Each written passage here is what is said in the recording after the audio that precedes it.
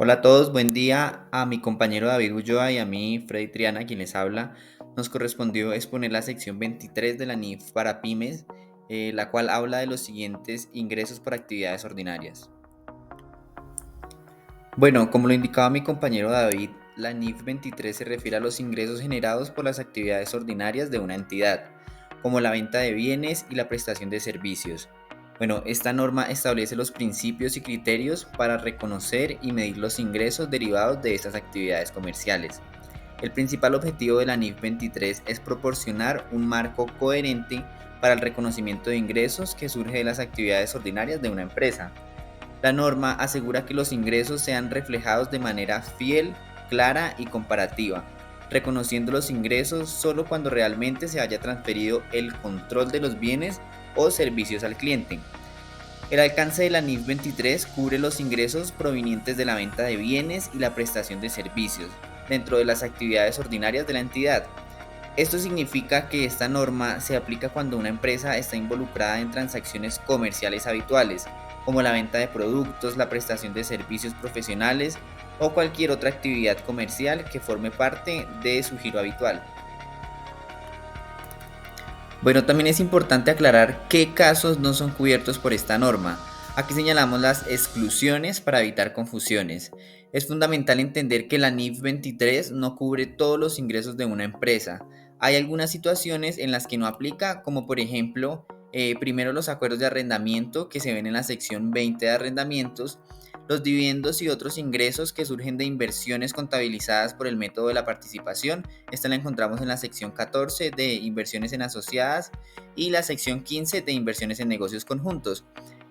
Cambios en el valor razonable de activos financieros y pasivos financieros en la sección 2 de instrumentos financieros básicos y la sección 12 otros temas relacionados con los instrumentos financieros. Otros casos que no son cubiertos por esta norma son los cambios en el valor razonable de propiedades de inversión. Esta la encontramos en la sección 16 de propiedades de inversión. El reconocimiento inicial y cambios en el valor razonable de los activos biológicos relacionados con la actividad agrícola la encontramos en la sección 34 de actividades especiales. Y por último, el reconocimiento inicial de productos agrícolas también la encontramos en la sección 34. Ahora bien, pasando como tal la definición de ingresos de actividades ordinarias, tenemos que estos son aquellas entradas brutas de beneficios económicos derivados de las actividades principales de la entidad. Teniendo en cuenta esto, para la medición inicial, estos ingresos deben de medirse al valor razonable de la contraprestación recibida o por recibir. Dicho valor razonable incluye el importe de descuentos comerciales, descuentos por pronto pago y rebajas por volumen de ventas. Algo a tener en cuenta es que la norma solo reconoce aquellos ingresos recibidos y por recibir por cuenta propia. En otras palabras, excluye los importes recibidos por cuenta de terceras partes, tales como el impuesto al valor añadido, también conocido como IVA, los impuestos sobre productos o servicios, que como tal hace referencia a los impuestos específicos, por ejemplo, al tabaco, hidrocarburos, bebidas alcohólicas sin pocos zumos, entre otros. Algo a tener en cuenta es que en una relación de agencia, la entidad incluirá como tal dentro de los ingresos de actividades ordinarias solo el importe de la comisión, puesto que los importes recibidos por cuenta del principal no hace parte dentro del concepto de ingresos de actividades ordinarias. Bueno, ahora nos vamos a la medición y reconocimiento de algunos tipos de ingresos. Para empezar tenemos el pago diferido. Este fragmento se refiere a la forma en que debemos tratar los pagos diferidos en los que se involucra una transacción financiera, especialmente en situaciones donde una entidad otorga crédito al comprador, ya sea sin intereses o con una tasa de intereses por debajo de la tasa de mercado. Cuando se difieren las entradas de efectivo o equivalentes al efectivo y el acuerdo constituye efectivamente una transacción financiera, el valor razonable de la contraprestación es el valor presente de todos los cobros futuros determinados utilizando una tasa de interés imputada. La tasa de interés imputada será de entre las dos siguientes la que mejor se pueda determinar. Como primera tenemos la tasa vigente para un instrumento similar de un emisor con una calificación crediticia similar. o la tasa de interés que iguala el importe nominal del instrumento con el precio de venta en efectivo actual de los bienes o servicios. Una entidad reconocerá la diferencia entre el valor presente de todos los cobros futuros y el importe nominal de la contraprestación como ingreso de actividades ordinarias por intereses. En términos generales, un pago diferido ocurre cuando el cliente se compromete a pagar por los bienes o servicios adquiridos en una fecha posterior a la entrega o a la prestación del servicio. En este tipo de transacciones, aunque el control del bien o servicio se haya transferido al cliente, el pago no se realiza de manera inmediata, sino que se pospone a una fecha posterior, generalmente bajo condiciones de crédito o plazos de pago establecidos. Bueno, ahora seguimos con otro tipo de ingreso que es el intercambio de bienes o servicios. El primer paso para entender esta parte es saber cuándo no se reconocerán ingresos en los intercambios de bienes o servicios. Bueno, la norma nos indica que una entidad no reconocerá ingresos de actividades ordinarias cuando se intercambien bienes o servicios por bienes o servicios de naturaleza y valor similar, o cuando se intercambien bienes o servicios por bienes o servicios de naturaleza diferente, pero la transacción carezca de carácter comercial. El reconocimiento de ingresos Para el reconocimiento de ingresos en intercambios comerciales, la norma establece las condiciones bajo las cuales sí se reconocerán los ingresos cuando haya un intercambio de bienes o de servicios. Nos dice que una entidad reconocerá ingresos de actividades ordinarias cuando los bienes se vendan o los servicios se intercambien por bienes o servicios de naturaleza diferente en una transacción de carácter comercial. En este caso, la entidad medirá la transacción al valor razonable de los bienes o servicios recibidos, ajustado por el importe de cualquier efectivo o equivalentes al efectivo transferidos. Ahora seguimos con la identificación de la transacción. Bueno, esta parte de identificación de la transacción nos indica que en general una entidad debe aplicar los criterios de reconocimiento de ingresos de forma separada a cada transacción.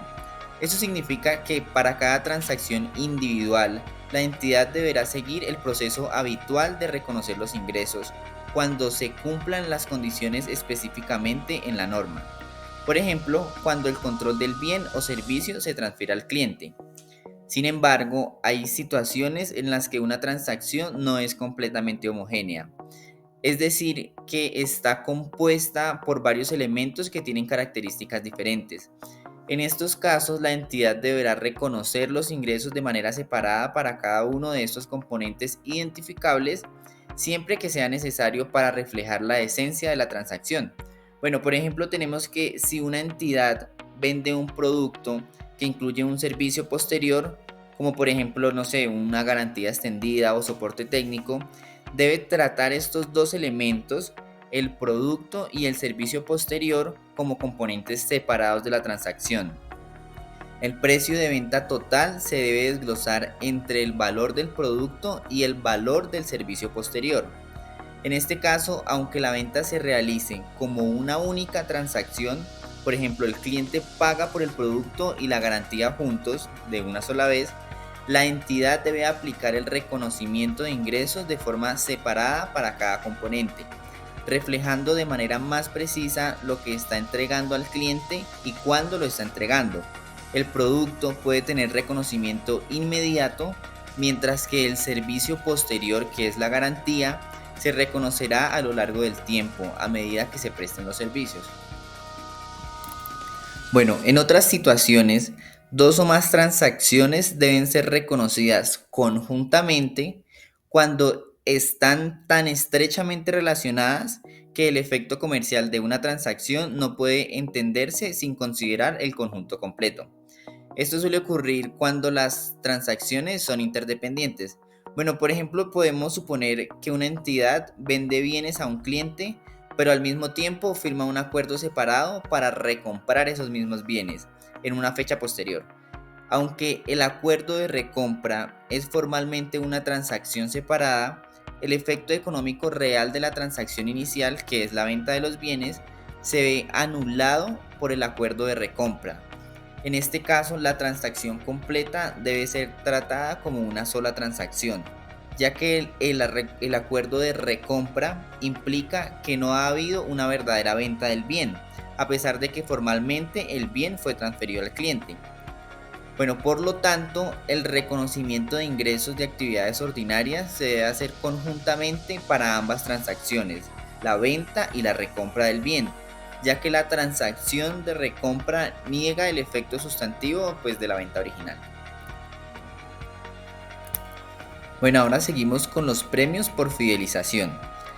Este tipo de transacción es común especialmente en sectores como el retail, las aerolíneas o programas de lealtad, donde una entidad otorga puntos o créditos que los clientes pueden canjear en el futuro por bienes o servicios gratuitos o descuentos.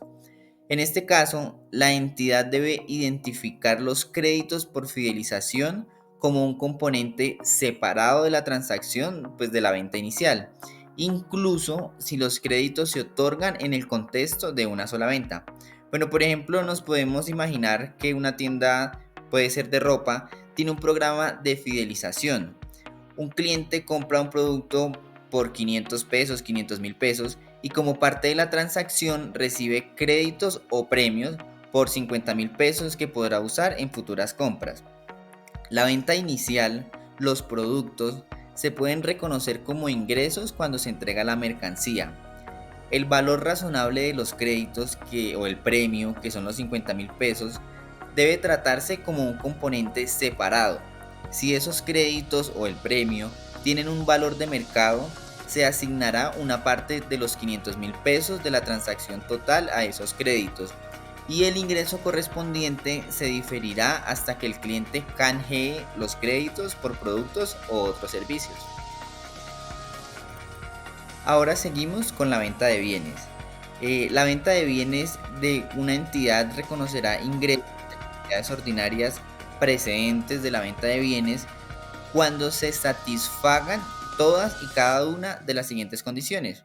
Pues que la entidad haya transferido al comprador los riesgos inherentes a la propiedad de los bienes. Esto es muy importante, transferir el riesgo al cliente. Segundo, tenemos que la entidad no conserve ninguna participación en la gestión de forma continua en el grado usualmente asociado con la propiedad, ni retenga el control efectivo sobre los bienes vendidos. Siguiente, tenemos el importe de los ingresos de actividades ordinarias pueda medirse con fiabilidad.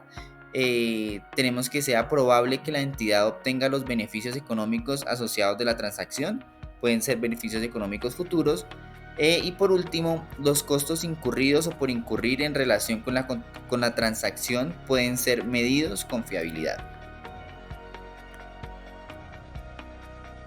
Ahora, para la prestación de servicios, se tiene que, cuando el resultado de una transacción provenga de la prestación de cualquier servicio y esta transacción se pueda medir de manera fiable, su reconocimiento es a través del método de porcentaje de terminación, también conocido como el grado de terminación de la transacción al final del periodo sobre el que se informa. Esto con el fin de reconocer los ingresos conforme se completa el servicio prestado. Las condiciones para estimar el resultado de una transacción vienen siendo la medición fiable de los ingresos, es decir, el importe de ingresos de actividades ordinarias, también el grado de terminación o el método que se va a utilizar, y los costos incurridos en la transacción y los demás costos relacionados para poder realizarla. También que debe de existir la probabilidad de recibir ingresos o beneficios económicos relacionados o asociados con la transacción. Adicionalmente, para el reconocimiento de aquellos ingresos que se presten a través de un número indeterminado de actos a lo largo de un periodo, estos se deben de reconocer de forma lineal. Por ejemplo, una empresa le presta un servicio de mantenimiento mensual por 12 meses con una tarifa fija a otra empresa. Dichos ingresos se van a reconocer en cada mes. Entonces, si el servicio de manera anual cuesta 1.200.000, se va a reconocer 100.000 durante cada periodo. Esto siempre y cuando que sea el mejor método para reflejar el grado de avance y determinación. Existe algún otro método que refleje de manera fiable y mejor el grado de terminación, se debe utilizar dicho método. Esto lo digo en sentido de que dependiendo del servicio, pues puede existir diferentes grados de complejidad o puede existir ciertos momentos donde se realice más trabajo. Por ende, pues se debe reconocer dicho ingreso conforme al grado de avance. Ahora bien, para el tema de los actos significativos, la norma menciona que en caso de que exista uno de ellos, que sea más significativo que los demás, pues como tal los ingresos se reconocen cuando se ejecute dicho acto. Y por último, cuando no se pueda estimar el resultado de manera fiable de una transacción, los ingresos se reconocen solo en la medida de que los gastos sean recuperables. Pasando con los contratos de construcción, como tal, viene siendo el mismo procedimiento, en el sentido de que la norma vuelve y menciona que para el reconocimiento de los ingresos por contratos de construcción se va a utilizar el método del porcentaje de terminación. Esto para poder reconocer tanto los ingresos y costos que estén asociados conforme al grado de avance del contrato. También tiene en cuenta que para su estimación fiable se debe tener en cuenta el grado de terminación, es decir, el método que se va a emplear, los costos futuros y la cobrabilidad de certificaciones. Para el tema de aplicación por separado conjunta, la norma en sí menciona que cada contrato de construcción se debe evaluar por separado, pero como tal existen algunos casos donde dichos componentes se pueden evaluar de forma individual o grupos de contratos o por grupos de contratos para reflejar mejor la esencia económica. También menciona acerca de los activos, donde dice que si un contrato cubre varios activos, cada uno debe tratarse como un contrato separado, siempre y cuando se cumplan las siguientes condiciones, que son las propuestas económicas separadas por cada activo, la negociación separada por cada activo, y los ingresos y costos identificables de cada activo. Para el tema de tratamiento de grupos de contratos, esto como tal solo se puede tratar en caso de que estos se negocien como un paquete único, si están relacionados como parte de un solo proyecto y se ejecutan de manera simultánea o continua. En caso de que no cumplan con estas condiciones, se deben de tratar, no se van a poder tratar como un grupo de contratos, sino de forma separada.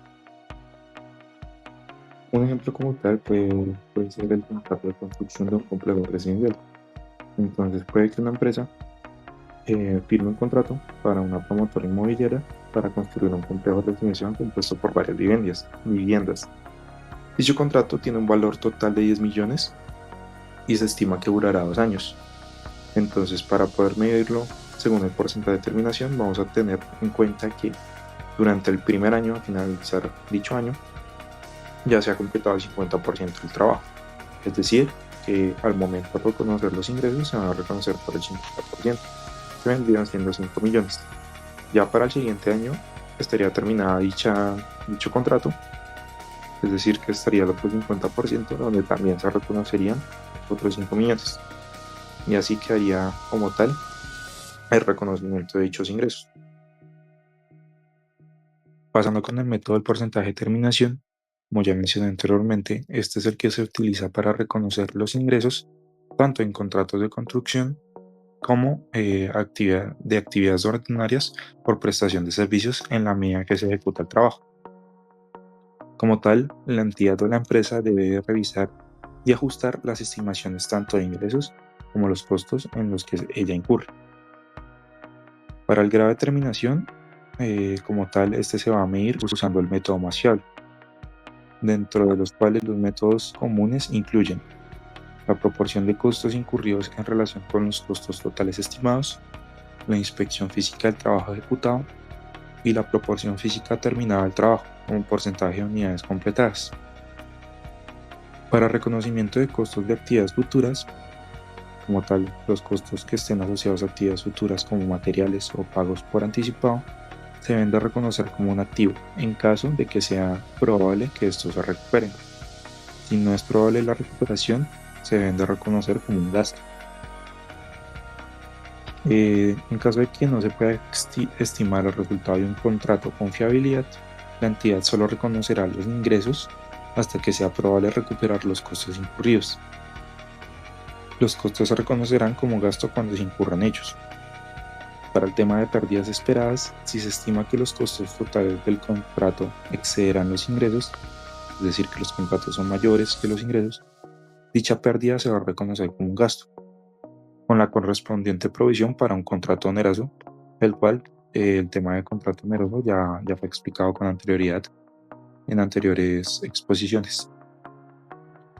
Para el tema de problemas con la cobrabilidad, en caso de que exista eh, dicho problema, aunque se vuelva incierto el poder reconocer los ingresos, estos deberán reconocerse como un gasto como tal, no como un ajuste de ingresos. Por último, tenemos los intereses, las regalías y dividendos, que como tal vienen siendo aquellos activos usados por terceros, los cuales generen, pues ya sea intereses, regalías o dividendos, según su caso.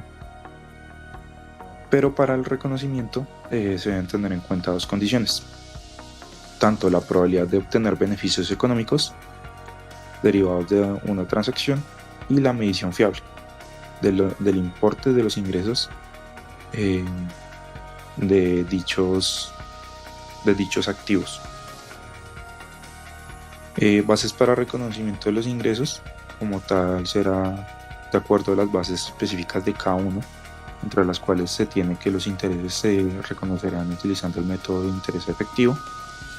Para las regalías se reconocerán según la base de acumulación o devengo, lo cual quiere decir que se registran según la esencia del acuerdo correspondiente, y los dividendos se reconocerán cuando se establezca el derecho del accionista a recibirlos, es decir, cuando haya una decisión formal que otorgue el derecho a recibir el pago de los dividendos. Un ejemplo de ello vienen siendo las cuotas por licencias y regalías. Por ejemplo, cuando una entidad a quien se le da una licencia tiene el derecho a usar cierta tecnología por un periodo de tiempo especificado.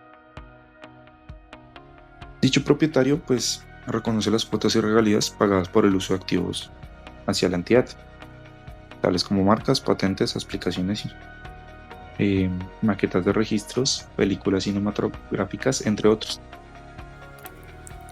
Ahora para la información a revelar de esta sección, nos indica la norma que una entidad revelará las políticas contables adoptadas para el reconocimiento de los ingresos de actividades ordinarias, incluyendo los métodos utilizados para determinar el porcentaje de determinación de las transacciones involucradas en la prestación de servicio.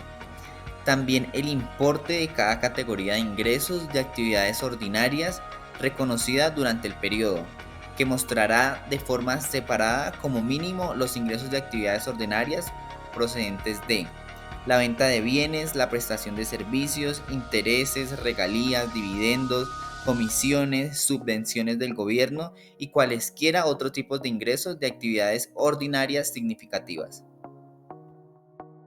Para la información a revelar relacionada con los ingresos provenientes de actividades ordinarias de un contrato de construcción, debe revelar lo siguiente: el importe de los ingresos de actividades ordinarias del contrato, reconocidos como tales en el periodo, los métodos utilizados para determinar la porción de ingreso de actividades ordinarias del contrato reconocido en el periodo, los métodos usados para determinar el grado de realización del contrato en proceso, y además debe presentar los importes brutos por cobrar a los clientes por contratos ejecutados como un activo y los importes brutos por cobrar a los clientes por contratos ejecutados como un pasivo.